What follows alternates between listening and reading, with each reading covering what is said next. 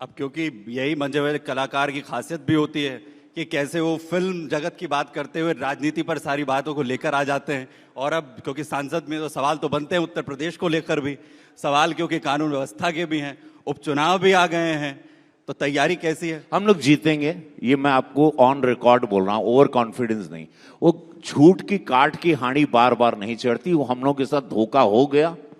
उस वक्त जनता भी आज बहुत दुखी थी और उसी जनता का आक्रोश आपने हरियाणा में देख लिया।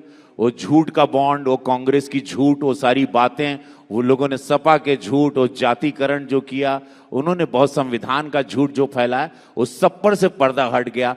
देश को जैसे पता चला कि सब लोग का प्लान था मोदी जी को कमजोर करना, अब देश आक्रोशित होकर खड़ा हो गया है। आप देखिएगा उपचुनाव का रिजल्ट कुछ ही महीने में आपके सामने आएगा। आपके सामने झारखंड का रिजल्ट आएगा, महाराष्ट्र का रिजल्ट आएगा और सब भाजपा के पक्ष में होगा। 2027 से पहले हम क्या ये समझे कि ये एक रिपोर्ट कार्ड हो सकता है, क्योंकि सभी पार्टियां ये कह रही है कि सारी की सारी सीटें हमारे खाते में आने वाली है। और इसी के साथ मेरा एक सवाल और है आपसे, क्योंकि आप लगातार चुने गए गोरखपुर से। अब ऐसे में आपने वहां पर कई सारी विकास योजनाएं हैं, आप वहां पर रोड लेकर के आए हैं, 2600 करोड़ की योजना लेकर के आए हैं और ऐसी कई चीजें प्रस्तावित है। आपने खुद बताया कि वहां पर फिल्मों की शूटिंग होती है, तो वहां के लोगों को आने वाले वक्त में और क्या मिलने वाला है? देखिए, आने वाले वक्त में गोरखपुर से पलायन पूरा बंद हो, यही प्लानिंग है। यही डबल इंजन सरकार की, पूरा पलायन बंद हो, रोजगार हम लोग दे रहे हैं। फिल्म के शूटिंग के माध्यम से, गीडा इंडस्ट्रियल के माध्यम से, रेडी पटरी वाले को विश्वकर्मा योजना जो प्रधानमंत्री की, बेटियों के लिए अनगिनत योजनाएं हैं, हर सारे मजदूरों के लिए योजनाएं हैं। उससे गोरखपुर और पूर्वांचल और पूरा उत्तर प्रदेश आज पूरा पलायन काफी हद तक वहां पर से कम हो गया है। थॉट प्रोसेस, एजुकेशन सिस्टम और हेल्थ सिस्टम को ज्यादा काम किया जा रहा है। स्मार्ट टीवी जो मैं अपनी निधि द्वारा भी, मुख्यमंत्री द्वारा भी, प्रधानमंत्री जी के द्वारा भी जितने स्मार्ट टीवी हैं गांव देहात में, अब गोरखपुर में स्मार्ट टीवी में बच्चे आज की तारीख में पढ़ रहे हैं। अगर आप जाके देखेंगे तो आपको बहुत खुशी होगी। मैं अभी इस वक्त बात कर रहा हूं, वहां सब मोस्टली 60% ऑफ विलेज के स्कूल में स्मार्ट टीवी लग गया। 40% जो बचा है वो हम लोग तुरंत लगवा देंगे। देखिए, ये हुआ है, इसका जिक्र आप जो यहाँ पर कर रहे हैं। और एक सीरियस नोट पर मैं आपसे जानना चाहूंगा, क्योंकि आपने कहा कि उपचुनाव अब आने वाले हैं और आप देखिएगा जो नतीजे सामने आएंगे। लेकिन लोकसभा चुनाव के अंदर उत्तर प्रदेश के अंदर जो नतीजे आए, उसे जिस तरीके से प्रिडिक्ट करने की कोशिश की गई, 99 किसी के आते हैं, एक 240 लेकर आता है, और ये एक प्रिडिक्शन कहीं ना कहीं करने की कोशिश हुई, उसे इस तरीके से दिखाने की कोशिश हुई कि जीत जो है वो हारने वाले की हुई है।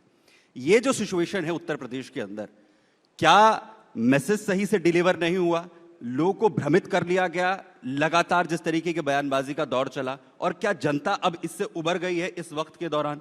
परसों रात से इसी में एक छोटा सा सवाल और ऐड करना चाहूंगी, इसी से जुड़ा हुआ है कि क्या वहां पर पीडीए का फायदा मिला है, जैसे चुनावों में खूब भुनाने की कोशिश की गई है सपा के द्वारा, कांग्रेस के द्वारा?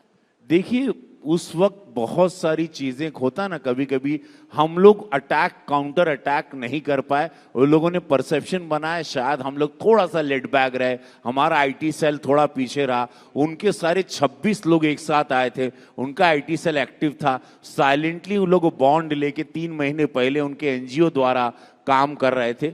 बहुत सारे धोखे हुए जिस पर बहुत सारी बातें हो गई। अब हम लोग वेरी वेल प्रिपेयर्ड हैं। फिर उन्होंने कहा कि केंद्र से और महाराज जी के बीच का कुछ तालमेल ठीक नहीं है।